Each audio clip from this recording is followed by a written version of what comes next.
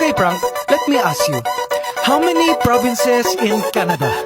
10? Okay, how many provinces in China? 23. How many provinces in the Philippines? I don't know.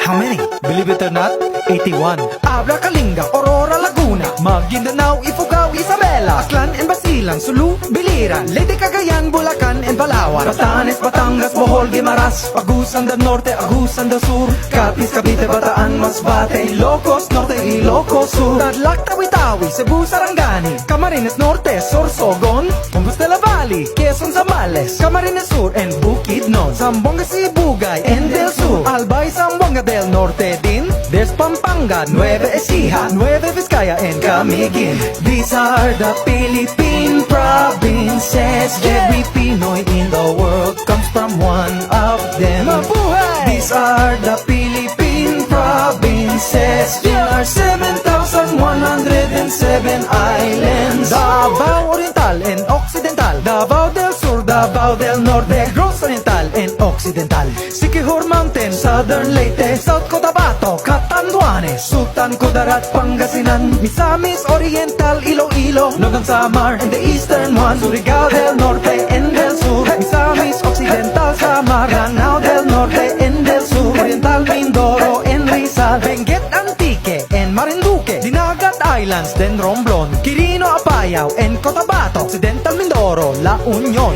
These are the Philippine provinces. Every Pinoy in the world comes from one of them. Mabuhay! These are the Philippine provinces. There are 7,107 islands. Mikey, wait!